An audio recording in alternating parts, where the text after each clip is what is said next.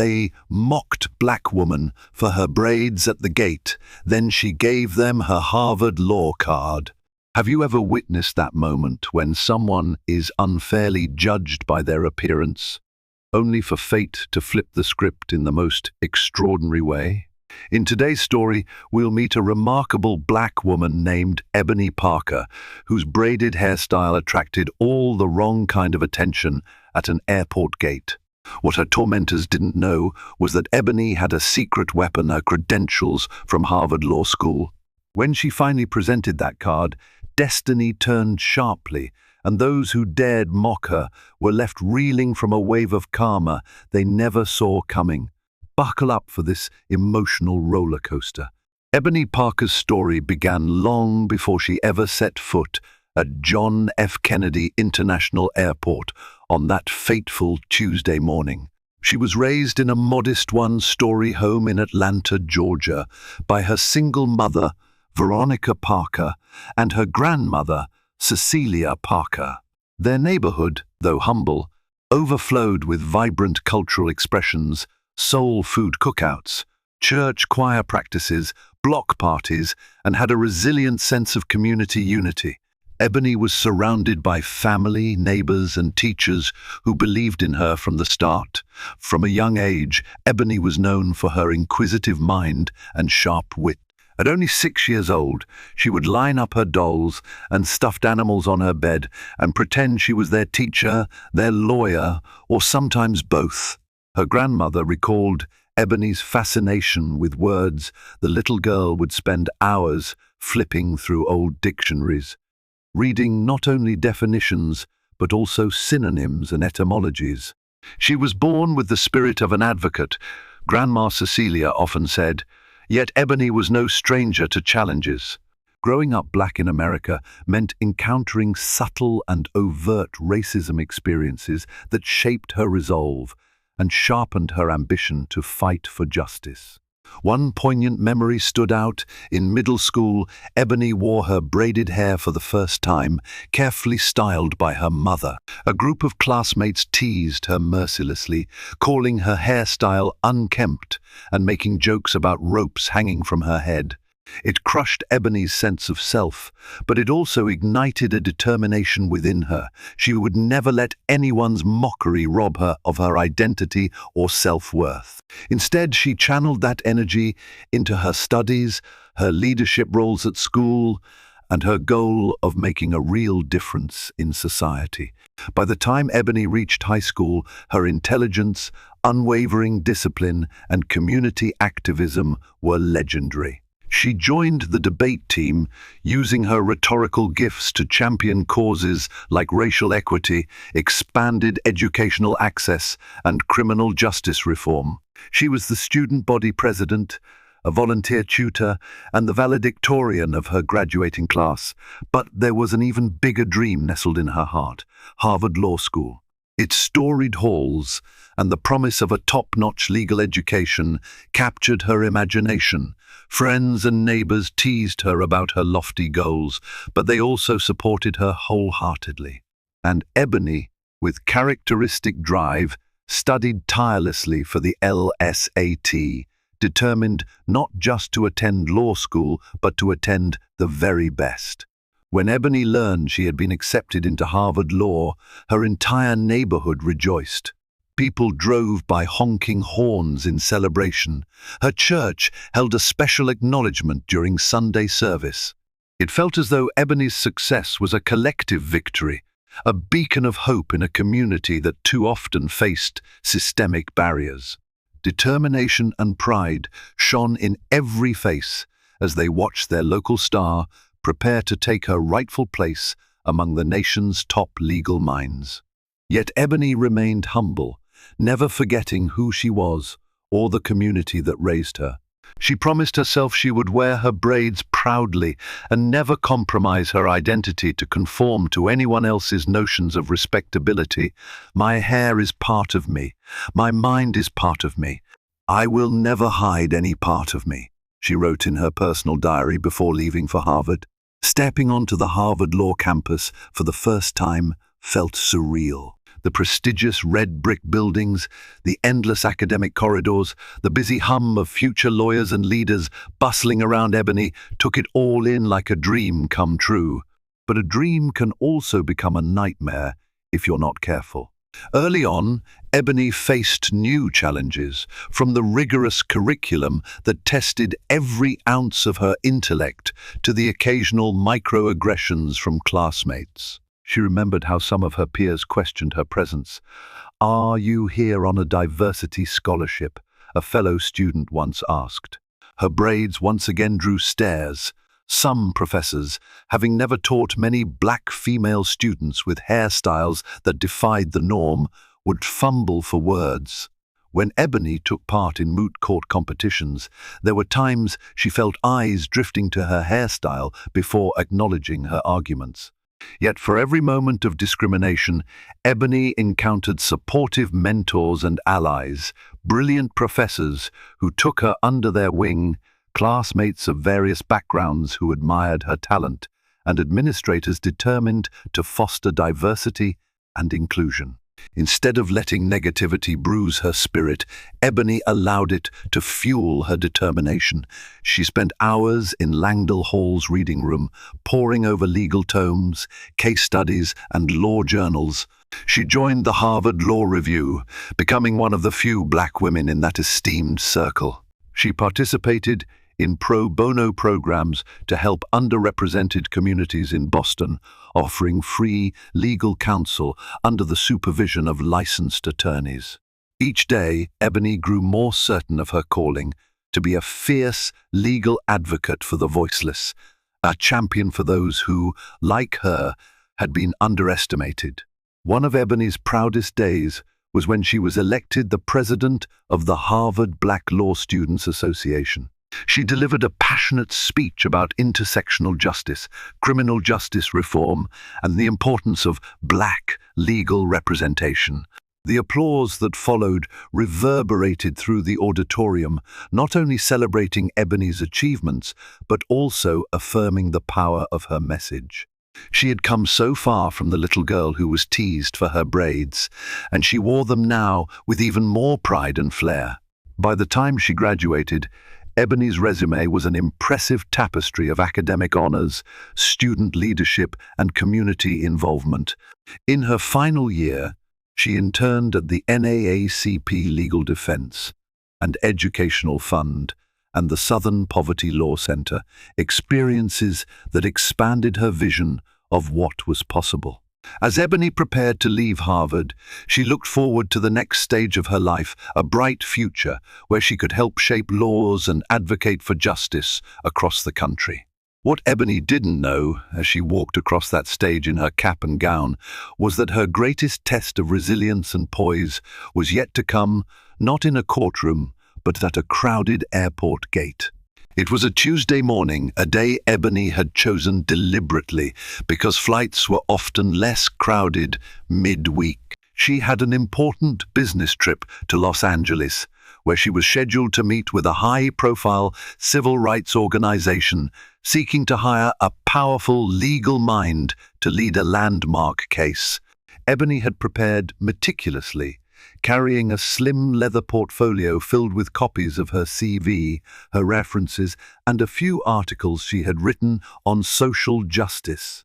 Nestled among these documents was a card that read Harvard Law School alum, something she occasionally used as a conversation starter at networking events. When Ebony arrived at John F. Kennedy International Airport, the hustle and bustle of travelers didn't faze her. She had always loved airports, places of transitions and possibilities. There were families embarking on long-awaited vacations, business people rushing from one gate to another, and an ever-present sense that lives were shifting, connecting, and moving forward. Ebony arrived 2 hours early, making sure she had time to check in, grab a latte, and settle at the gate. Her hair was styled in neat waist-length box braids, an homage to her heritage and a testament to the hours her mother and aunt spent painstakingly braiding each section. Ebony had paired this hairstyle with a chic navy blue pantsuit, tailored just enough to reflect her professionalism without stifling her personality. Despite her calm confidence, Ebony was also aware of the occasional glance or two at her hair, as though her braids were a spectacle. She reminded herself, as she always did, that her worth was not determined by others' discomfort. She had just picked up her coffee when she noticed a group of 3 travelers, 2 men and 1 woman, lingering near the window overlooking the runway. Each held a carry-on bag and wore expressions that ranged from boredom to mild irritation. As Ebony approached the seating area, she noticed the woman glance at her, then whisper something to her companions. They snickered, their gazes fixed on Ebony as she walked by. She chose a seat a few rows away, telling herself that maybe their laughter had nothing to do with her. Yet her hope was quickly dashed. The woman, a tall blonde, dressed in a sleek grey business suit, spoke just loud enough for Ebony to hear. "Did you see those braids? Looks like she's on vacation, not a serious flight," she commented, giggling to her friends. One of the men chuckled and added, "I wonder if she's ever heard of a hair salon." His tone was mocking, and his eyes were trained on Ebony in a challenge. Ebony felt her cheeks flush. These were the same types of taunts she'd heard throughout her life, only now they seemed all the more absurd given everything she had accomplished. But Ebony had learned that confronting strangers' ignorance head-on often backfired. She sipped her latte, pulled out a file from her portfolio, and tried to focus on her work. Minutes ticked by, and Ebony tried to ignore the trio's continued commentary. She heard their muffled laughter and references to unprofessional hair. Yet Ebony remained calm, reflecting on how far she had come. Anger threatened to bubble to the surface, but she tamped it down. She reminded herself, "I am not defined by them." Little did she know, fate would conspire to bring their paths into direct confrontation soon enough. Boarding began half an hour later. Ebony gathered her belongings and joined the line. The same trio stood nearby, continuing their conversation. Ebony caught snippets of derisive comments, aimed her way something about braids not belonging in business class. Ebony wondered momentarily if they'd be seated in her section. She hoped not. A peaceful, quiet flight was all she wanted. When it was Ebony's turn to hand over her boarding pass, the airline agent smiled politely. Ebony noticed the agent's name tag, Angela. Angela took Ebony's pass, checked her seat number, and waved her forward. As Ebony walked down the jet bridge, she could sense eyes on her back. The trio was right behind her, their voices tinged with that smug undertone. Halfway down the bridge, Ebony felt a tap on her shoulder. She turned to see the woman from the group peering at Ebony's seat assignment. "Excuse me," the woman said with forced politeness. "I just want to make sure you're in the right lane." "This is business class boarding, not general economy." Ebony stared at the woman in disbelief. Her first instinct was to respond with sarcasm, but she opted for composure instead. "Yes, I'm aware of which lane I'm in," Ebony replied. She didn't bother explaining that she was flying business class because she was heading to a crucial meeting. She didn't owe this stranger any explanation. The woman glanced pointedly at Ebony's braids and then at Ebony's boarding pass. One of the men, a tall guy with slicked back hair, smirked. "We just want to make sure you know," he said, adding a condescending shrug. Ebony bit her tongue. She was used to people making assumptions about her based on her hair, her skin tone, or her overall presence, but the blatant disrespect still stung. Before she could say another word, the airline staff at the door ushered them forward, and Ebony continued to her seat. The group took seats 2 rows behind her in the same business class cabin. Once settled, Ebony placed her laptop bag under the seat in front of her and tried to refocus on her upcoming meeting. She had a crucial pitch to deliver an innovative approach to fighting racial discrimination in corporate hiring. If successful, the case could set a powerful legal precedent. She was far more interested in refining her arguments than dealing with petty travelers. Still, she could feel tension tingling in her body, and she took a deep breath to center herself. Shortly before takeoff, Ebony overheard the trio whispering. Although she couldn't catch every word, she distinctly heard Harvard law spoken in a mocking tone. It occurred to her that maybe they had glimpsed her alum card when she pulled out her ID, or that they had seen some of her legal documents. Either way, the cat was out of the bag. They seemed both amused and incredulous. Ebony closed her eyes, determined to let it go for now. There would be plenty of opportunities to address their nonsense if it persisted. The plane finally took off, and Ebony distracted herself with the in-flight meal and a glass of sparkling water. She tried to immerse herself in reading a thick binder that contained the details of her upcoming case. The organization's director had specifically asked Ebony to propose a strategy that would not only result in a courtroom victory, but also spark meaningful dialogues about systemic racism in the workplace. As the plane cruised above the clouds, Ebony began to feel more at ease. She'd always found solace in academic and professional pursuits. Sharpening her legal mind was like second nature to her. She scribbled notes in the margins, refining her arguments. Occasionally, she glanced out the window, appreciating the serenity of being high above everyday troubles. But that peace was short-lived. About an hour into the flight, mild turbulence shook the cabin. Passengers felt the jolt and tightened their seatbelts. An announcement from the pilot advised everyone to remain seated. Ebony calmly set aside her binder, focusing on keeping herself relaxed. The turbulence eventually subsided, but the real storm was just starting behind Ebony. She heard raised voices, one belonging to the blonde woman, another to a flight attendant. "Are you telling me to move my bag?" the woman demanded. "I paid for business class, and my bag goes right above my seat." "I understand, ma'am," the flight attendant responded diplomatically. "But your bag is taking the overhead bin space for these two seats. We have an elderly passenger who needs to stow a smaller bag here. Could we please move yours to the compartment above the row behind you?" The woman scoffed loudly. "This is ridiculous. Why can't that passenger move their bag somewhere else? And don't you have staff to handle these things?" She threw an annoyed glance around the cabin, momentarily locking eyes with Ebony. At that moment, Ebony felt a twist in her gut. The woman's face was contorted with indignation, and Ebony couldn't help but think how that hostility was a mirror to the scorn she had felt from this group at the gate.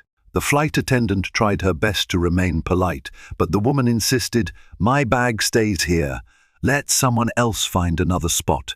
A few more minutes of tense back and forth ensued before another attendant stepped in. The bag was eventually relocated, but the entire exchange left a cloud of stress in the air. Ebony quietly empathized with the flight attendants. They had to manage not only the normal demands of a flight, but also the arrogance of people who refused basic civility. Just as Ebony thought the drama might have simmered down, she noticed that one of the men from the trio who sat directly behind her began complaining to the flight attendants as well. His voice grew louder, catching the attention of passengers in the surrounding rows. Ebony tried to tune him out, focusing on her binder, but the words soon became impossible to ignore. "I'm missing my credit card," the man shouted. "It was in my wallet before takeoff, and now it's gone." The flight attendant looked perplexed. "Sir, did you possibly put it in another pocket or drop it?" "No, I know exactly where I put it," the man said, scanning the area around his seat. He patted his pockets again, rummaged through the seat cushions, and even checked the floor. "Someone must have taken it." An uneasy murmur spread among the passengers. The attendant tried to defuse the situation by calmly suggesting the man check his carry-on bag. Ebony turned around to see what was happening. She watched the man yank open his bag and rummage inside. A moment later, the blonde woman leaned over and whispered something to him, her eyes darting toward Ebony. He nodded grimly. Before Ebony could guess what was happening, the man's voice rang out loudly. "You," he said, pointing directly at Ebony. "You were behind me in the boarding line, and you brushed past me when we got on the plane. Did you take my credit card?" Ebony's eyes went wide. She felt a mix of shock and anger well up. The accusation was baseless and insulting, but it reeked of the same prejudice that had manifested in their mocking comments. The blonde woman chimed in. "Yes, we saw how close you were to him. You could have easily reached into his pocket. It was an outrageous claim." Ebony stood up, meeting the man's glare evenly. "I did no such thing. Why would I even want to take your credit card? I have my own. This is beyond disrespectful." A hush fell over the cabin. Some passengers looked on with concern, while others whispered amongst themselves. The flight attendant quickly intervened, holding up her hands. "Sir, we have no evidence of theft. Let's calm down and continue searching for your card. Sometimes items fall into unexpected places on the plane." The man sneered. "Well, if it doesn't turn up, I'm calling the authorities when we land." Someone like her, he nodded dismissively at Ebony's braids, would definitely want an easy buck. Ebony's jaw clenched. The man was leveling a blatant racial stereotype at her. In that moment, Ebony realized how easy it was for ignorance and fear to transform into baseless accusations. She felt the stares from fellow passengers. Some looked sympathetic, others wary, perhaps wondering if the man's claims had any truth. Ebony thought about saying more, but she decided to let the flight attendant handle it. "Sir," the attendant said firmly, "we do not permit harassment or discrimination on this aircraft. I would strongly advise you to remain calm. We'll help you locate your card, or you can file a report once we land if it's truly missing. But accusing another passenger without cause is unacceptable." The man reluctantly quieted down, muttering under his breath. Ebony sat back, heart pounding. She felt the weight of the entire cabin's gaze upon her. It wasn't the first time she'd been the target of unfounded suspicion. She took a deep breath, pressing her palm against her chest. She reminded herself of who she was, a Harvard-educated lawyer who had overcome far more insidious forms of prejudice than this. Yet the sting remained. The memory of how the man's eyes flicked disdainfully at her braids wouldn't be easily forgotten. As Ebony tried to calm her racing thoughts, memories of past confrontations flooded her mind. She was 15 again, being followed in a department store by a security guard who assumed she might shoplift because of her skin color. She was 16, getting dirty looks from staff at a suburban mall. She was 17, overhearing a store clerk ask another black girl if her braids meant she was in a gang. Ebony's chest tightened with old wounds. During her first week at Harvard Law, she remembered standing in line at the bookstore, waiting to purchase her textbooks, when another student commented, "A hairdresser could do wonders for you." Ebony had dismissed it with a smile, but the memory still hurt. She'd come so far, yet discrimination always managed to find new ways to present itself. The bright side was that Ebony was no longer a voiceless teenager. She was a trained lawyer, fully capable of speaking truth to power. If this man tried anything further, she could and would take legal action. But in that moment, Ebony opted for peace over escalation, focusing on the possibility that reason might still prevail. 15 minutes passed, and the flight attendant returned, smiling at Ebony. "Miss, you shouldn't be bothered anymore, but if you need anything, press the call button immediately," she said quietly. Ebony offered a grateful nod. The attendant's kindness helped ease Ebony's stress. Just then, another passenger, an older black woman seated across the aisle, leaned over and whispered, "You handling yourself real well, sweetheart. Don't let them get to you. We see you and we respect you." Ebony smiled, tears pricking her eyes at the show of solidarity. Sometimes, just a few supportive words could feel like a life raft. "Thank you, ma'am," Ebony managed. "I appreciate that." The rest of the passengers in the nearby seats also seemed to sense the injustice of the situation. A middle-aged Asian man sitting behind Ebony tapped her shoulder lightly to say, "Some people have no manners. I saw that guy rummaging through his pockets and dropping things on the ground earlier. He'll probably find his card once he organizes his stuff." The comments, though hushed, meant the world to Ebony. She recognized that prejudice could often be countered by simple acts of allyship and decency. It reminded her why she had chosen to become a lawyer, to protect the vulnerable and challenge bigotry in all its forms. 2 hours later, the flight began its descent into Los Angeles. By this time, Ebony had managed to re-immerse herself in her work, ignoring the occasional glare from the trio behind her. She heard them whisper among themselves, presumably about Ebony, but Ebony refused to let them steal her focus. She was on the cusp of a landmark opportunity, a chance to effect real change with a powerful civil rights organization. Then, in the row behind her, a sudden shout erupted from the man who'd lost his credit card. "I found it," he exclaimed. "It was tucked in between a magazine and the seat pocket. Must have slipped out of my wallet." Some passengers glanced over with mild surprise or amusement. The man's tone made it clear he'd just realized how baseless his earlier accusations were. Yet Ebony waited for any hint of an apology. None came. The blonde woman whispered something to him, and Ebony guessed it was along the lines of "at least you found it," as if that absolved them of smearing Ebony's character.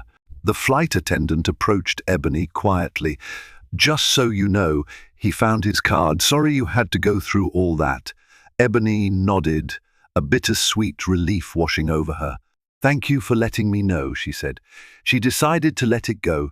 She had bigger priorities waiting for her on the ground. The man's refusal to apologize stung, but Ebony reminded herself that she couldn't force contrition from a person unwilling to see their own prejudice.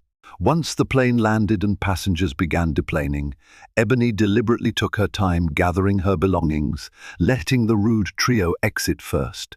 She didn't want another confrontation, nor did she care to hear any more snide remarks. When she finally stepped into LAX's terminal, Ebony felt the surge of relief that often accompanies stepping onto solid ground after a tense flight. She pulled out her phone to check emails. There were several from the organization she was set to meet, including a reminder about their 2 p.m. appointment. Ebony navigated through the bustling corridors, heading for the baggage claim area. She spotted the same 3 travelers in the distance, apparently waiting for their own luggage.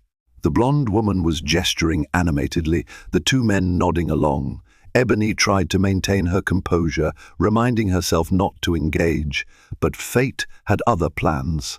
As Ebony reached the carousel and waited for her suitcase, she noticed a well-dressed older man in a navy blue suit standing next to the trio. They greeted him with excited smiles, and Ebony overheard them exchanging pleasantries about a business conference they were all attending. The older man introduced himself as Mr. Wendell from Glendale Investments. Ebony froze. Glendale Investments was a major corporate entity in Los Angeles, known for being at the center of a looming racial discrimination lawsuit. The same lawsuit Ebony had been asked to spearhead. Ebony's breath caught. Could this be the same Glendale Investments that she was about to challenge in court on behalf of her potential new client? She watched as the older man directed the blonde woman and her companions. "We're set for a preliminary meeting with the legal team tomorrow," he told them, clearly referencing some corporate legal matter. Ebony's suspicions solidified. Yes, these were Glendale Investments employees or associates, the very same people Ebony's prospective employer believed were perpetuating unfair hiring practices and workplace discrimination. And here they were, mocking Ebony's braids and accusing her of theft just hours earlier. For a moment, Ebony was overwhelmed by the twisted irony. The individuals who had ridiculed her, belittled her, and tried to paint her as a criminal were connected to a corporation Ebony was about to go head-to-head with in a major legal battle. The seeds of karmic justice had been planted. Ebony felt a jolt of determination surge through her, far outstripping any lingering anger. She finally spotted her suitcase on the carousel and stepped forward to grab it. The older man glanced her way. He gave Ebony a perfunctory smile, as strangers often do at baggage claim, but the trio did not acknowledge her at all.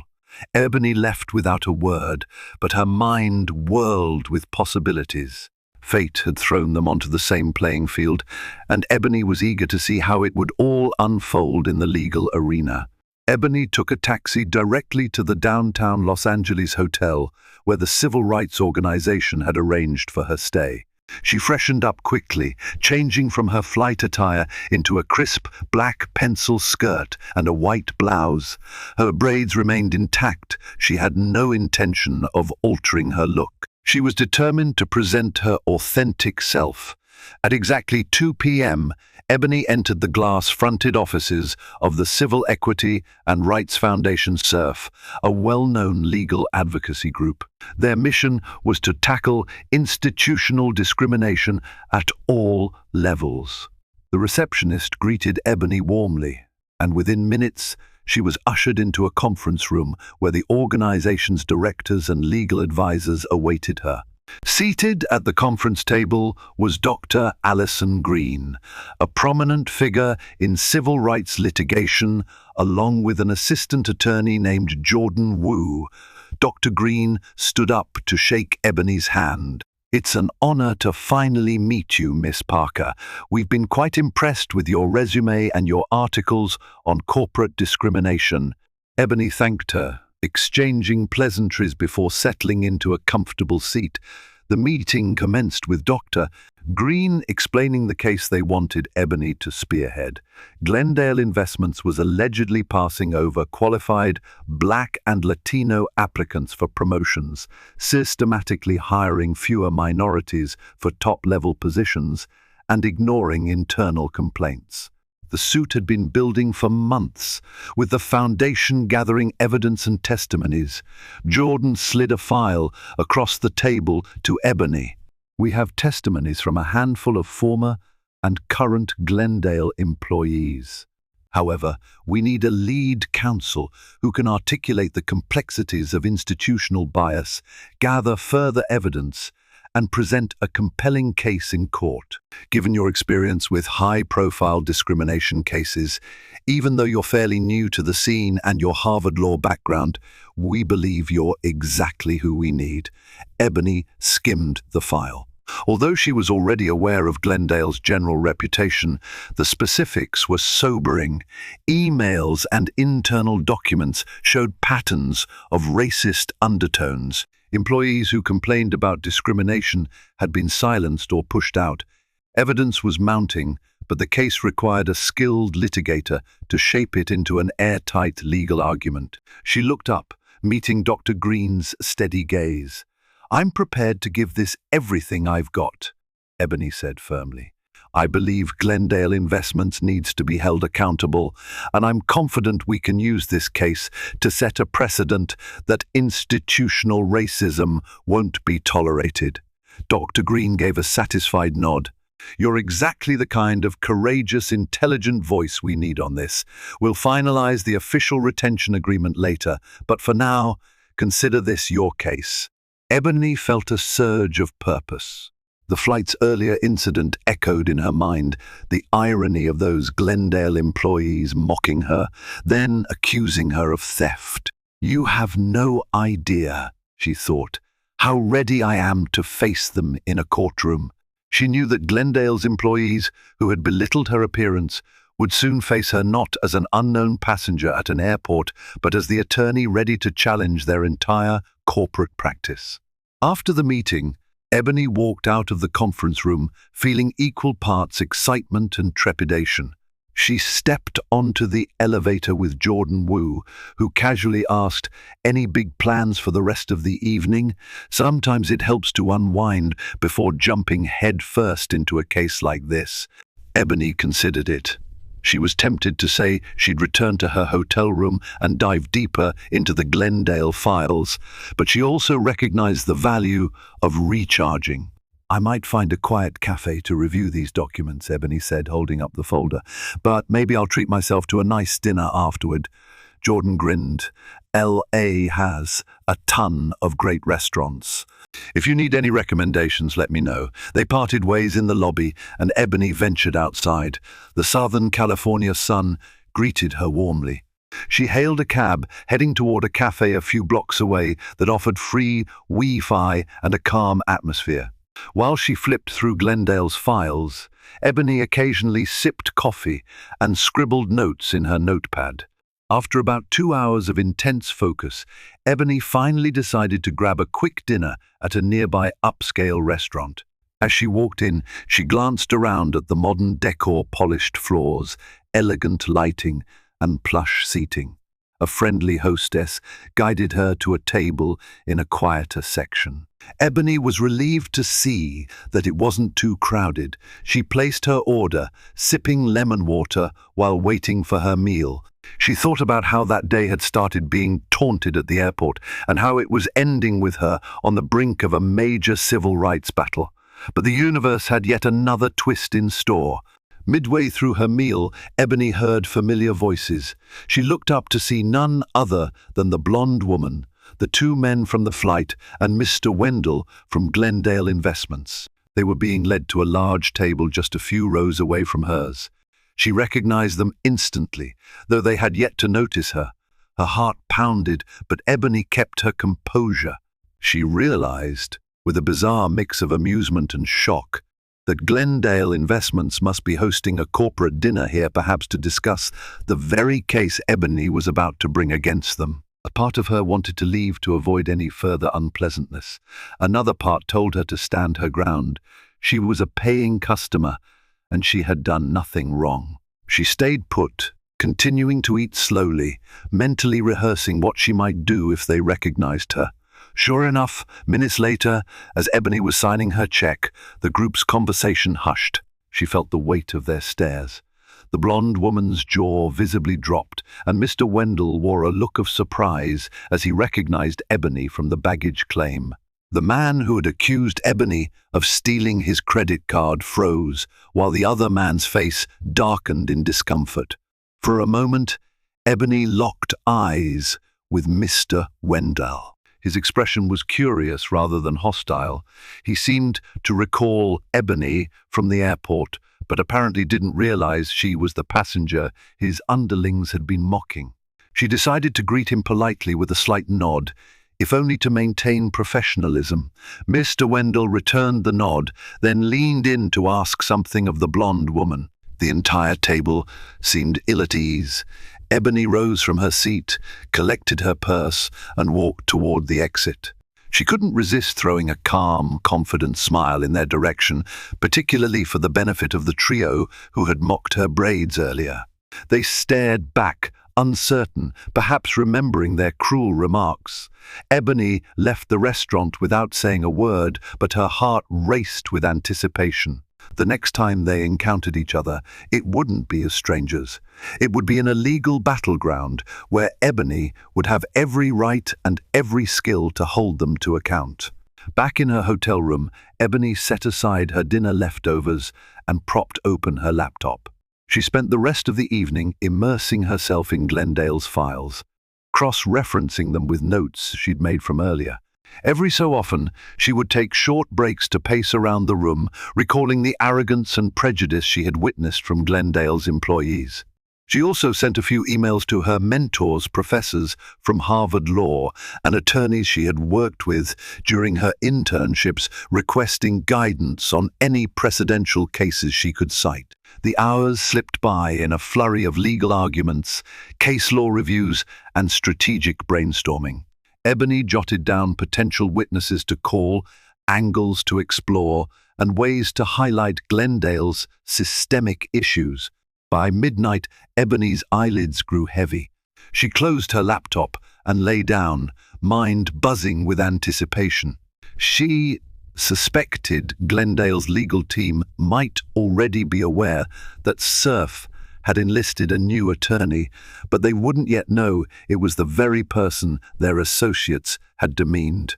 The poetic justice comforted Ebony, soothing the day's wounds. Early the next morning, Ebony received a call from Dr. Green, who informed her that Glendale Investments had requested an informal meet and confer session to explore whether settlement talks might be possible before the suit escalated. These preliminary meetings were typical, designed to gauge each side's willingness to negotiate. Dr. Green asked Ebony if she felt ready. "Absolutely," Ebony replied, adrenaline surging. "Let's see what they have to say." The meeting was set for noon at Glendale's corporate offices in downtown LA. Ebony dressed meticulously in a sleek grey skirt suit, ensuring her braids were neatly styled and professional on her terms. She arrived at Glendale's gleaming skyscraper with Dr. Green and Jordan Wu by her side. They were escorted to a spacious conference room with panoramic views of the city. At one end of a long mahogany table sat Glendale's top brass and their in-house legal team. Among them, Ebony spotted Mr. Wendell, the blonde woman, and the two men from the flight. The trio's eyes widened in recognition. Shock and discomfort flickered across their faces, especially the man who had accused her of theft. Ebony wondered if Glendale's legal counsel was aware of the personal history now simmering beneath the surface. Introductions were made. Dr. Green stated the foundation's goals, referencing Ebony as the lead counsel. A hush fell over the room when Ebony stepped forward to deliver her opening remarks. She glanced at the Glendale representatives, noticing sweat beading on the man's forehead and the way the blonde woman averted her gaze. The tension was almost tangible, a silent acknowledgement of their airport encounter. Ebony kept her tone firm and poised. "My name is Ebony Parker, and I will be leading the legal team representing the plaintiffs in this matter. Over the next few weeks, we will outline the systemic barriers Glendale Investments has reportedly placed in front of qualified minority employees. We are open to a just and equitable resolution, but rest assured we will pursue every legal avenue if necessary." As Ebony continued, Mr. Wendell looked on, his face a mix of professional composure and personal curiosity. He was old enough to maintain a certain veneer of courtesy, yet Ebony sensed he was scrambling to reconcile the well-spoken lawyer before him with the woman he had seen at baggage claim, overshadowed by the mockery of his subordinates. When Ebony concluded, Glendale's lead counsel, a sharp-eyed man named Robert Lane, responded with the typical corporate legal stance. The accusations were baseless, Glendale Investments provided equal opportunities, etc. But Ebony and her team were well prepared, presenting preliminary evidence that undercut Glendale's claims. Throughout the meeting, Ebony felt the trio's eyes on her. She glanced their way only once or twice, maintaining her dignity and letting her legal arguments speak for themselves. By the time the meeting ended, Glendale's side was left uneasy. While no settlement had been reached, it was clear Ebony and Surf were a formidable force. The next steps included formal discovery, depositions, and perhaps a trial unless Glendale caved to a settlement. Ebony left the conference room with Dr. Green, her heart pounding but her head held high. She overheard Mr. Wendell scolding the blonde woman and her companions in hushed tones. Ebony couldn't make out every word, but she picked up phrases like lack of respect and could jeopardize the company's image. Ebony smiled to herself as she realized Glendale's upper management was beginning to sense the storm that would follow if their employees' behaviors were exposed. The next day, Ebony was busy filing motions and drafting legal documents at CERF's office when the receptionist informed her that she had a visitor. She glanced at her watch, puzzled. She wasn't expecting anyone. Curious, she walked to the reception area to see the blonde woman from Glendale Investments waiting anxiously. The woman stood up abruptly. Her previous arrogance seemed replaced by nerves.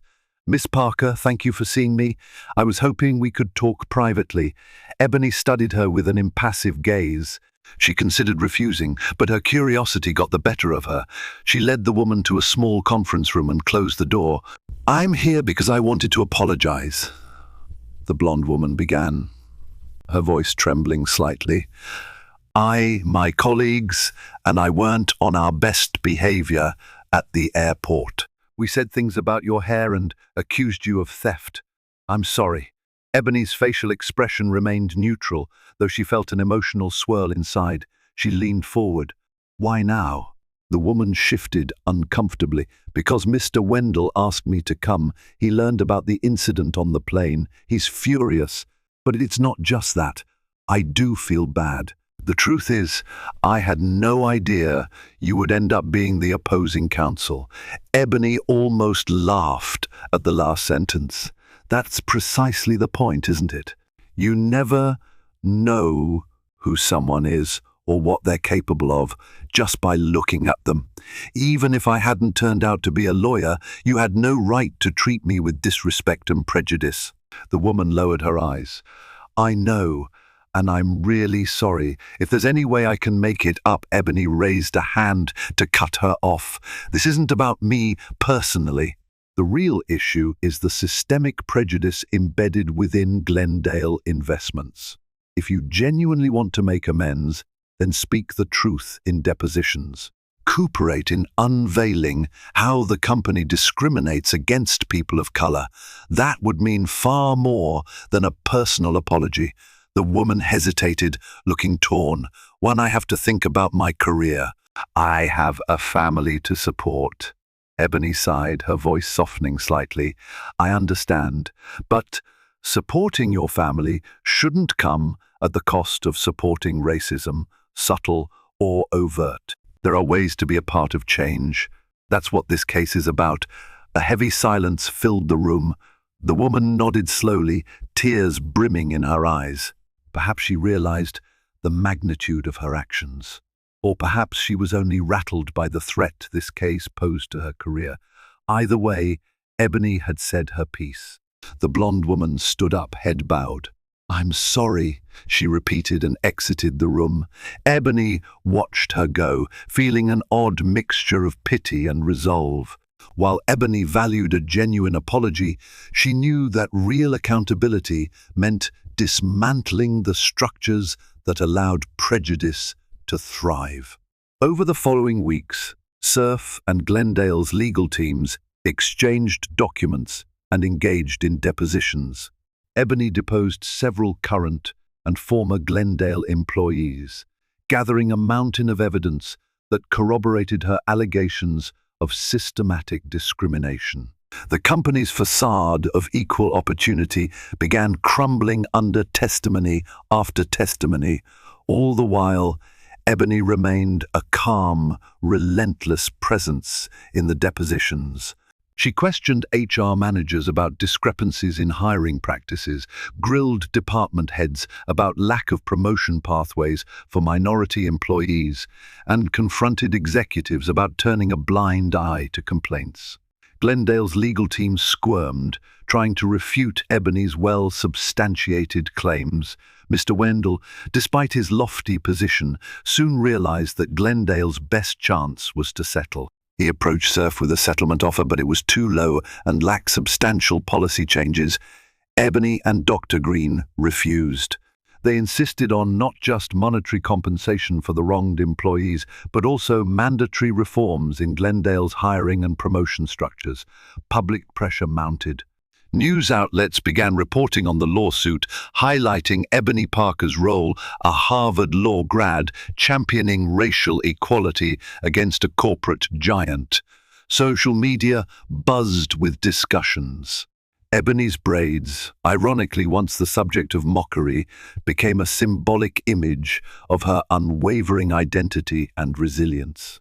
The final push came when an internal Glendale email surfaced, showing top managers explicitly discussing how to limit the advancement of employees of color to maintain a corporate image. That revelation was the nail in Glendale's coffin. Their investors balked, stock prices wobbled, and negative publicity soared. Faced with a looming trial they were almost certain to lose, Glendale's board convened an emergency meeting. They ultimately agreed to a settlement that included a substantial financial payout to the victims, mandatory diversity training, the establishment of a new oversight committee with external members, and strict deadlines for measurable improvements in the hiring and promotion of minority employees. When the settlement terms were finally signed, Ebony felt an immense wave of relief and triumph. Surf held a press conference to announce the agreement. Ebony stood at the podium, braids gleaming under the camera lights, as reporters asked about the significance of the win. She spoke passionately about how this case was bigger than just Glendale. It was a watershed moment for corporate accountability nationwide. Behind the scenes, Ebony was congratulated by colleagues and mentors. Dr. Green praised her unyielding resolve, and Jordan Wu admired her ability to navigate both the legal and public relations aspects so effectively. Ebony's phone buzzed with messages from family and friends, all expressing pride in her achievement. Even the blonde woman from Glendale Investments reached out one last time, sending an email that read, "I'm not proud of how I acted, but I'm grateful I got to witness the change you brought. It opened my eyes." Ebony didn't reply directly, but she took a moment to appreciate the power of transformation, even if it came under intense pressure. Most satisfying to Ebony, perhaps, was that the settlement included a comprehensive plan for Glendale to address its culture of discrimination. It wasn't a quick fix, but it was a start. Ebony thought about the day at the airport, the mocking comments about her braids, the false accusation of theft. She remembered how humiliating and angering it had felt. Now she stood tall, not just vindicated personally, but having used her skills to protect others from the same kind of prejudice. A few days after the settlement was finalized, Ebony returned to Atlanta for a much-needed rest.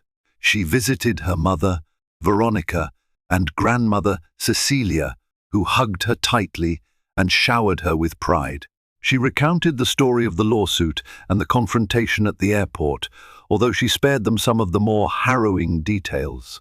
They were astonished at the twists and turns and how karma had led those mockers to face Ebony in court. One evening, Ebony accompanied her mother to their local church. Word had spread of Ebony's legal victory, and members of the congregation congratulated her warmly. The pastor, during the service, took a moment to acknowledge her. "We celebrate Ebony Parker, who stands up for justice and reminds us all that no one should be judged by the color of their skin or the style of their hair, but by the content of their character and the brilliance of their minds." Ebony bowed her head, tears in her eyes. She was reminded of how her community had supported her dreams from the start, and she felt renewed energy to continue her fight for equality on every stage she could. On her final day in Atlanta, Ebony attended a small celebration at her old high school. Her former teachers and classmates gathered to honor her success. She spoke to the students, especially those who were teased for their hair or faced any sort of discrimination. "I wear my braids with pride," she told them, "because they're a part of who I am. Never let anyone make you feel inferior for embracing your culture or your identity. And remember, no matter how someone judges you, your true worth lies in your character, your determination, and the values you uphold." The applause was deafening. Students with similar braids, afros, and natural hairstyles beamed. In their eyes, Ebony saw hope and potential. They no longer saw success as something reserved for others. They realized it could be their story too. That evening, as Ebony prepared to fly back to Boston, where she'd be setting up a satellite office for Surf, she felt a sense of closure regarding her airport ordeal. She had come full circle. From the frightened, angry passenger who had endured hateful comments at JFK to the victorious lawyer who had bested one of the largest corporate entities in Los Angeles, Ebony had turned adversity into triumph. Yet she knew her journey wasn't finished. There were countless more battles to wage against inequality. She reminded herself of her original commitment, using her Harvard law education not just for personal advancement, but for the greater good. And so, Ebony boarded her flight that night, wearing her braids proudly, her spirit shining even brighter than before. Thank you for joining us on this incredible roller coaster of a story, where the power of identity, resilience, and justice took center stage. Ebony Parker's journey from a humble Atlanta upbringing to the hallowed halls of Harvard Law and ultimately to the courtroom showdown with Glendale Investments reminds us all that true strength is found in staying authentic despite adversity. With each twist and turn, she proved that our appearance never defines our worth. It's our heart, our mind, and our courage that truly matter. If this story moved you, if you felt that spark of inspiration or that sense of righteous indignation, please remember to like, share, and subscribe. Together, we can spread Ebony's message far and wide. No act of prejudice should ever go unchallenged, and no dream is too big when fueled by determination. Join us on the next video and keep the conversation alive.